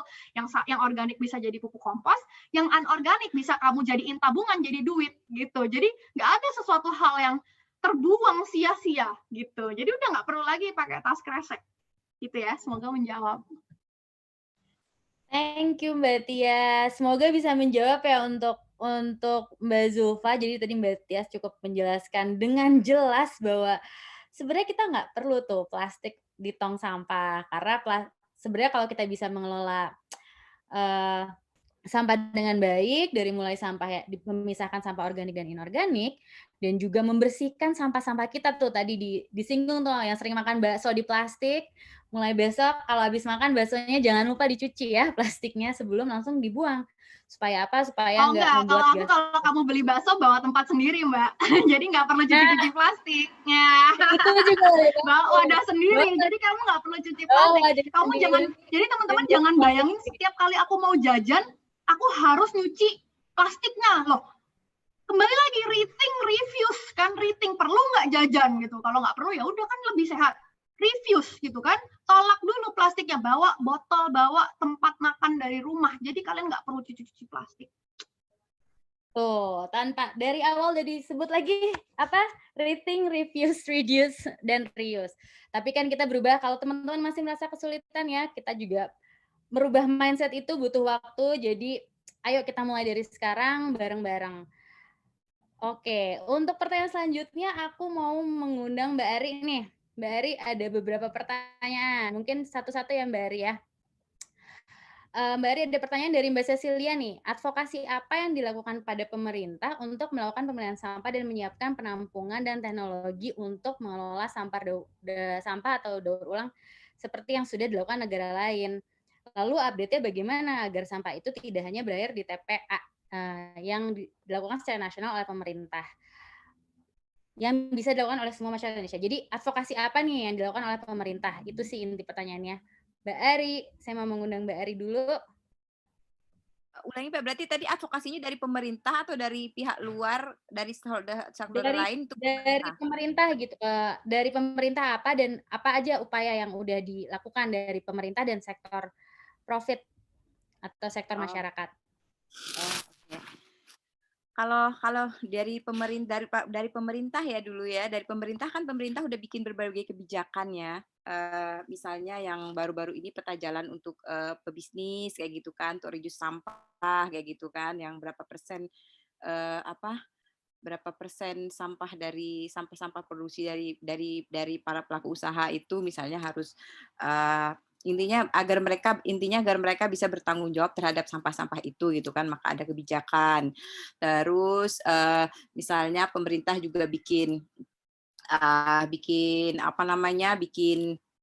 kalau pemerintah pusat kan berjenjang kan, kalau pemerintah pusat misalnya bikin kebijakan secara nasional, nanti itu dilakukan oleh bikin misalnya undang-undangnya atau PP gitu kan, nah terus itu diadopsi oleh pemerintah daerah seperti itu. Kayak sekarang misalnya pemerintah daerah pada walaupun belum kewajiban tapi kan beberapa yang udah bikin kebijakan zero sampah plastik seperti itu kan. Terus ada juga yang misalnya kalau dari pemerintah tataran kebijakan ada juga mereka misalnya mereka langsung turun dari pemerintah itu bikin tempat-tempat pengelolaan seperti itu. Kalau dari KTPA itu kan dari pemerintah daerah seperti itu kan. Jadi kalau dari pemerintah itu yang mereka lakukan dari kebijakan maupun mereka bikin program-program ataupun kegiatan proyek seperti itu. Kalau dari masyarakat itu sebenarnya yang bisa berkontribusi besar untuk ini gitu kan, untuk perbaikan tata kelola sampah lah ya, untuk pengelolaan sampah ini. Misalnya dari masyarakat itu termasuklah masyarakat itu adalah pebisnis seperti itu kan, baik bisnis, baik warga, organisasi masyarakat sipil kayak gitu. Kalau dari pebisnis misalnya itu juga harusnya dari pebisnis misalnya bagaimana pebisnis itu mereka punya kesadaran untuk bertanggung jawab terhadap sampah. Misal ya satu contoh kayak ini aja, kalau kayak produk mention produk misalnya ya, kayak the body soap misalnya ya. Misalnya itu yang udah aksi mereka, misalnya mereka bikin beragam produk mereka, sampah-sampahnya itu mereka minta misalnya mereka kembalikan lagi sampah. Mereka semuanya lah ya, misalnya dari bahan-bahan yang mereka bikin, dari tas dan lain-lain, mereka untuk berupaya untuk konten-kontennya itu mempertimbangkan gitu ya, mempertimbangkan baik dari kertas dari bahan yang daur ulang maupun yang ramah lingkungan, plus sampah-sampah yang udah mereka produksi pun mereka bertanggung jawab untuk mengambil lagi gitu kan, untuk silakan balik ini sampahnya dikembalikan lagi, kalian dapat poin seperti itu. Dan di berbagai negara lain sebenarnya tidak hanya produk itu body soap hanya satu contoh yang juga ada udah di Indonesia kok. Di negara lain itu produk-produk konsumen yang lain juga itu para produsennya itu banyak sekali yang sudah bertanggung jawab gitu, berupaya untuk melakukan kebijakan-kebijakan bertanggung jawab terhadap sampah dengan dengan yang contoh yang serupa dengan seperti the body soap gitu, banyak sekali gitu kan. Terus ada yang lain misalnya kalau fashion, terkait produk fashion misalnya mereka mau ada yang udah berupaya berapa persen fashionnya itu dibikin dengan dengan produk-produk dari bahan-bahan gitu kan, dari bahan-bahan yang ramah lingkungan seperti itu. Atau ada yang lupa ya produsen apa ya yang merek terbesar juga, mereka minta baju-baju yang udah lama-lama itu dikumpulin kayak gitu, terus mereka manfaatkan lagi seperti itu. Itu kalau dari pelaku usaha. Kalau dari dari masyarakat sih, kalau dari masyarakat, maksudnya dari masyarakat itu untuk ini ya, tadi kalau kayak seperti desa, seperti aksi-aksi komunitas seperti Desa Nyambu tadi, ataupun ya itu salah satu gitu kan, salah satu yang upaya yang bisa dilakukan oleh komunitas gitu kan, oleh komunitas, oleh kelompok, oleh desa, oleh lingkungan seperti itu, oleh lingkungan satu lingkungan bisa mencoba untuk reduce atau perbaikan pengelolaan sampah yang baik itu seperti apa gitu kan. Bahkan sebenarnya ya memang sebenarnya dari sektor terbesar yang seperti saya bilang tadi yang bisa berkontribusi untuk suksesnya pengelolaan sampah atau suksesnya untuk tidak produksi sampah banyak, yaitu memang dari sektor masyarakat, dari sektor warga, dari desa seperti itu kan. Bayangkan kalau misalnya di desa, kalau sekarang ini kondisinya di kampung-kampung itu sedikit sekali tempat pengelolaan sampah gitu kan. Misalnya TPS kecil gitu kan. Kalau sekarang kan banyaknya ngumpulnya nanti numpuk di TPA yang gede gitu kan. Mobil-mobil gede ngambil sampah yang di ini gitu kan, terus langsung ke sana, langsung ke tempat yang gede. Akan sangat efektif itu ketika ada misal di lingkup kampung atau di lingkup RT gitu kan, masing-masing RT misalnya punya tempat pengelolaan sampah seperti itu. Dari warganya misalnya di rumah udah mulai memilah sampah seperti itu kan, tadi seperti Mbak Tias katakan. Terus ketika mereka pun nggak sempat, belum semua tentu semuanya sempat bikin kayak organik gitu kan. Kalau aku di rumah kebetulan ngumpulin sampah-sampah organiknya memang dibikin ini ya, dibikin kompos, terus dibikin pupuk cair juga gitu organik. Tapi ketika orang nggak punya waktu untuk itu gitu kan, tapi mereka sudah memilah sampah itu, ada sampah organik, ada sampah organik dipilah, dan di lingkup kecil-kecil mereka yaitu RT sudah ada tempat sampah gitu kan, dan plus pengelolaannya gitu yang dilakukan oleh lingkup RT itu ataupun lingkup RW itu kontribusi besar aku kira dari lingkup masyarakat kecil itu gitu kan, dalam memperbaiki tata kelola pengelolaan dari sampah ini. Kayaknya itu mungkin apakah itu menjawab itu Mbak. Sementara. Ya, terima kasih Mbak Ari, cukup menjawab pertanyaan tadi ya, tentang bagaimana sih advokasi dari pemerintah, tingkat swasta maupun tingkat masyarakat. Mungkin ada beberapa pertanyaan lagi Mbak Ari dari Mbak Anggun, itu dari Sorong, dari Bank Sampah Sorong Raya, sama Mbak Maya. Ini pertanyaan terakhir mungkin Mbak Ari ya, sebelum kita masuk ke sesi selanjutnya. Mungkin dari pertanyaan yang Mbak Anggun ini, tadi ada advokasi apa dari pendekatan yang sudah dilakukan, tadi sudah dijawab. Lalu kalau produsen sendiri tidak ada perubahan, akan sangat sulit sekali bagi masyarakat untuk mengurangi konsumsi plastik sekali pakai. Tapi mungkin Mbak Ari bisa share lebih jauh bagaimana advokasi yang tepat sih ke produsen, karena pengalaman dari Bank Sampah Sorong Raya ini masih belum ada perubahan dari produsen di sana. Itu Mbak satu. Terus yang kedua mungkin Mbak Ari dari pertanyaan dari Mbak Maya Kostanza dari Jakarta. Sebagai keseharian seorang jurnalis lingkungan sendiri, bagaimana pengalaman dan upaya untuk bisa mempengaruhi orang-orang sekitar untuk mengurangi sampah, seperti pengalaman Mbak Tias mungkin tadi. Silakan Mbak Ari. Oke, mungkin yang dari Mbak Kakak yang di Sorong dulu ya. itu melihat bahwa aksi dari pelaku usaha kayaknya susah gitu ya.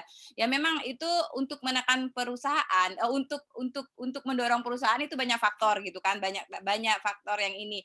Salah satunya yaitu tekanan dari kebijakan kayak gitu kan. Ketika pemerintah punya kebijakan, ketika pemerintah pusat nggak punya, pemerintah lokal kan bisa punya kebijakan. Tahu itu kan lokasinya dia gitu kan. Itu kan biasa pemerintah kan pasti punya apa namanya ya, kami berkepentingan nih untuk wilayah kami tidak banyak sampah menumpuk, tidak rusak lingkungan gitu kan.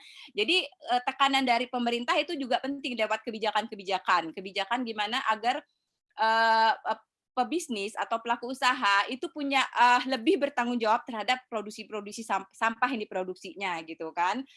Tekanan lain menurut saya juga bagus dari media massa gitu. Penting untuk media massa untuk menyuarakan isu-isu ini kayak gitu kan. Ketika misalnya melihat pengusahanya seperti itu, kita suarakan gitu kan. Mana nih gerak kontribusi pengusaha, tanya sumber-sumber gitu kan, pengusahanya kok lemah sekali untuk berkontribusi terhadap bertanggung jawab terhadap sampah-sampah mereka gitu. Jadi media juga media juga mempunyai peran untuk menyuarakan isu itu gitu, untuk melakukan perubahan gitu kan. Dari pemerintahnya bikin kebijakan, dari medianya menyuarakan itu, dan dari organisasi-organisasi masyarakat, TSO, NGO, LSM juga aksi-aksi mereka menyuarakan betapa pentingnya isu sampah ini gitu kan. Itu dan mengajak pelaku usaha, mengajak misalnya bekerja sama, mengajak lewat diskusi-diskusi atau lewat acara-acara, lewat aksi-aksi nyata seperti itu kan. Nah, dengan hal-hal seperti itu saya kira mungkin nggak akan berubah srek dalam waktu cepat gitu kan, tapi itu bisa gitu, itu bisa dilakukan dari pemberitaan, dari kebijakan yang bikin kebijakan, tetapi ketika orang tidak melaksanakan juga ada punishment-nya seperti itu kan. Jangan bikin kebijakan ada hukumannya, tetapi ketika tidak melakukan nggak apa-apa, itu nggak ada gunanya juga ya. Seperti itu. Itu mungkin kalau dari gimana sih untuk mengajak atau mendorong pelaku usaha agar aware, agar lebih peduli dengan sampahnya. Terus kalau misalnya di masyarakat sebagai wartawan lingkungan, tentu saya sendiri ya berupaya sebagai ini ya berita-beritanya ya, berita-berita dari teman-teman, baik dari saya maupun dari teman-teman di lapangan dari berbagai daerah. Kita berita sampah ini salah satu berita yang jadi perhatian seperti itu. Jadi ketika ada, dan memang isu sampah itu isu di mana-mana gitu kan. Jadi dari berbagai daerah itu banyak memberikan laporan tentang isu sampah, baik sampah di darat, sampah di laut, TPA yang kurang, TPA yang banyak, misalnya yang ada kalau sekarang karena ini terbaru, misalnya ada sampah medisnya kayak gitu kan.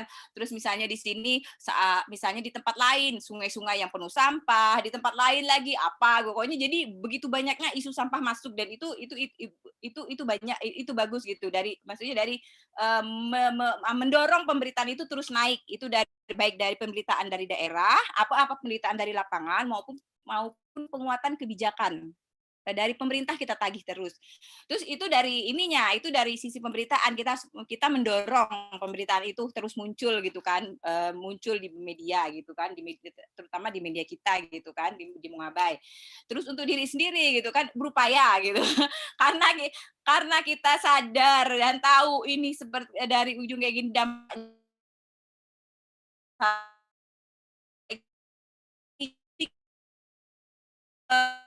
seperti Mbak Tes bilang, mungkin nggak pakai plastik gitu sama sekali, masih pakai gitu kan, tapi berani untuk mereduce kayak gitu kan. Ya kita belanja ke pasar, belanja kemana, selalu tentengin tuh tas tentengan, beberapa tas kalau pergi pasti ada di dalamnya tuh ada tas tentengan kayak gitu. Terus ya tadi ya sampah, berupaya untuk gimana sih bikin sampah-sampah organik ini tidak numpuk dan tidak menambah gas metan terlepas gitu kan, jadi emisi kayak gitu. Ya kita coba ya dengan keterbatasan yang sungguh terbatas gitu kan. Dibikin sebagian, ada yang bikin kompos, sebagian tak bikin sampah untuk pupuk organik seperti kayak gitu. Jadi karena kita kalau saya bilang sih nulis isu jadi wartawan lingkungan itu beyond nggak hanya menulis gitu, nggak hanya kita menulis berita tapi tidak peduli dengan masalahnya. Itu pasti kalau bagi saya nulis tapi ku merasakan kesakitannya kayak gitu. Jadi gimana kita memperbaiki kesakitannya? Kalau saya sih berupaya untuk gitu, baik kita menyuarakan lewat tulisan agar terjadi perbaikan, dan kitanya sendiri berupaya untuk dari pribadi melakukan perbaikan walaupun step by step di minimal diri sendiri dan keluarga kayak gitu sih. Terima kasih. Wah, terima kasih banget Mbak Ari tadi udah menjelaskan bagaimana peran media jurnalis sendiri ya, dan media untuk mengkampanyekan isu-isu ini gitu supaya meningkatkan awareness masyarakat juga, dan juga kembali lagi mulai dari diri sendiri juga ya Mbak Ari ya. Jadi sebagai pelaku jurnalis lingkungan tentunya kita pun harus menerapkan aksi-aksi ini dari diri sendiri ya Mbak Ari. Terima kasih banyak Mbak Ari, terima kasih banyak Mbak Tias dan Mbak Ari atas responnya terhadap juga. Tadi ada pertanyaan terakhir sebenarnya dari Kakak Lutfi dari Lampung. Kak Tias, aku udah mulai mencoba mengkompos dan bikin biopori. Cuma belum dapat formula yang pas, komposnya masih belum bisa dipanen. Bisa share sedikit nggak? Mungkin nanti bisa langsung menghubungi Kak Tias langsung ya melalui Instagram Sustaination-nya. Di situ banyak banget tips and trick tentang mengkompos ya Kak Tias ya. Oke, kita udah menuju penghujung acara. Saya akan mengajak Mbak Karera untuk kita bisa bersama-sama nih ajakan kampanye berubah dari rumah. Kak Rera akan menginformasikan tentang kampanyenya. Oke, terima kasih Kak Iva, dan terima kasih banyak buat teman-teman yang masih standby, luar biasa banget. Dan saya mau sharing singkat aja, karena acara ini tentang berubah dari rumah, jadi kita cukup bisa ngelakuin perubahan dari rumah aja. Nah, kita Laksmi men-challenge teman-teman untuk berani mengubah dimulai dari rumah dengan ajakan aksi kolektif pengurangan plastik sekali pakai. Nah, ini kan tadi kan yang sebelah kiri ini tuh udah dijelasin banget dengan sangat gamblang, jelas, dan banyak hal baru dan ilmu baru dari para pembicara kita. Terus dari isu-isu tadi, dari case-case tadi, apa sih yang bisa kita lakukan? Nah, caranya adalah yang tadi nih, ini udah disinggung juga tadi sama Mbak Tias ya, reading atau pikir ulang. Kita banyak tipsnya ya, kalau kita dari rumah aja dengan pikir ulang, kita harus mempertimbangkan sebelum membeli sesuatu, apakah ini barang ini penting atau bagaimana sampainya setelah produk yang saya beli ini dipakai. Jadi memperhatikan setelahnya itu kayak gimana. Lalu tolak misalnya, jadi ini tips-tips atau cara untuk menjadi agen dari rumah tuh seperti ini gitu, dari mulai pikir ulang, tolak, kurangi, dengan mengganti dan juga membiasakan untuk mengurangi plastik sekali pakai. Nah, dari tips tadi adalah caranya menerapkan 5 aksi di atas selama 30 hari. Nah, ini tuh challenging banget, dan itu juga buat saya pribadi ini bakal challenging banget, dan saya ingin mencoba melakukannya, dan mudah-mudahan teman-teman juga bisa ikut bersama-sama Laksmi untuk melakukannya selama 30 hari. Tapi kalau misalnya nggak 30 hari, nggak apa-apa, let's see. Ini kan semuanya balik lagi ke kampanye aksi kolektif, dan balik lagi dari inisiatif teman-teman sendiri untuk melakukan perubahan. Nah, siapa tahu dengan postingan teman-teman bisa menginspirasi orang lain gitu.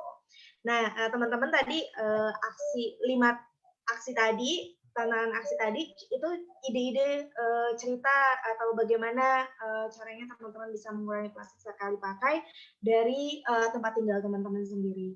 Nah, dengan menerapkan 5 aksi di atas selama 30 hari bercerita, perjalanan teman-teman bisa menceritakan perjalanan keseharian teman-teman bagaimana berjuang untuk mengurangi sampah plastik sekali pakai. Nah, cara daftarnya teman-teman udah daftar kan di bit.ly guys, daftar berubah dari rumah, terus teman-teman juga udah ikut webinar, dan besok juga akan ada kelas daring.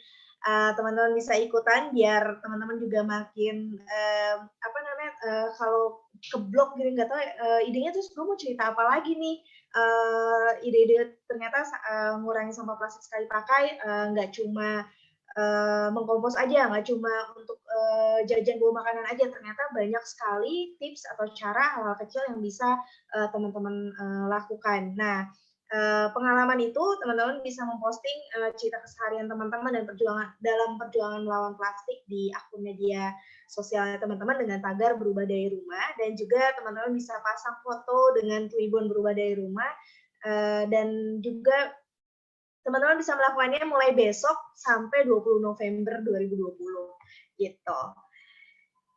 Nah, ini apresiasi, sebenarnya hadiah ini hanyalah bonus, lebihnya adalah inisiatif teman-teman untuk bisa konsisten melakukan perubahan dari hal kecil, yaitu mengurangi sampah plastik sekali pakai yang emang ternyata nggak mudah ya, gitu.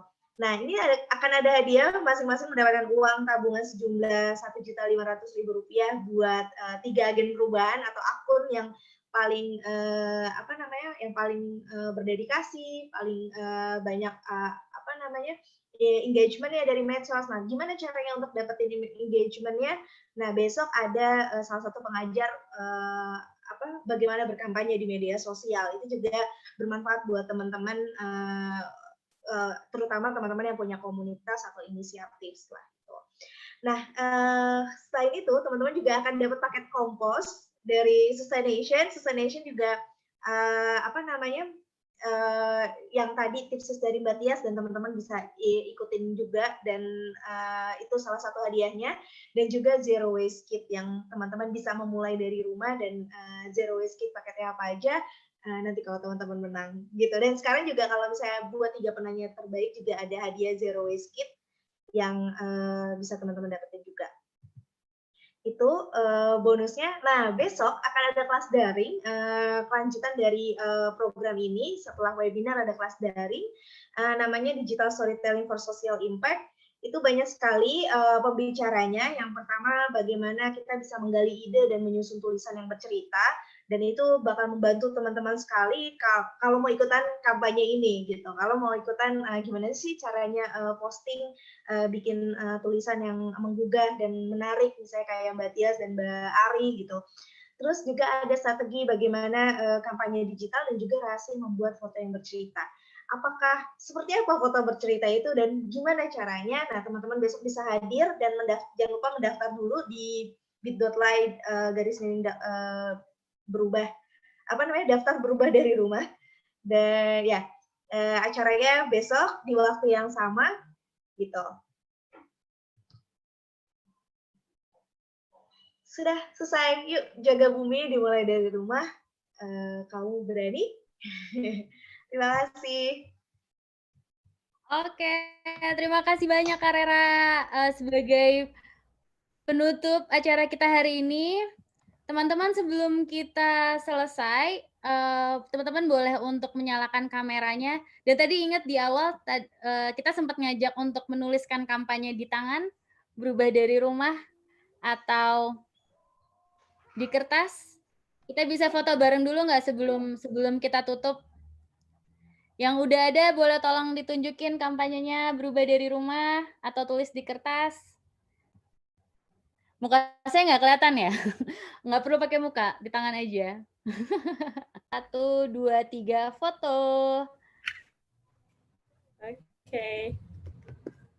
Oke, terima kasih banyak kawan-kawan semuanya yang sudah setia sampai akhir acara. Terima kasih banyak untuk GIG Indonesia, Mongabe Indonesia, Sustaination, Tempo Institute, Tempo, Atma Connect. Terima kasih Mbak Tias, Beli Gede, Pak Jero, Pak Pirhot, Mbak Ari, terima kasih banyak. Terima kasih banyak juga untuk teman-teman yang sudah melontarkan pertanyaan, antusiasnya. Kita bertemu di kelas daring besok. Mari kita kurangi plastik sekali pakai ya. Terima kasih banyak. Selamat sore.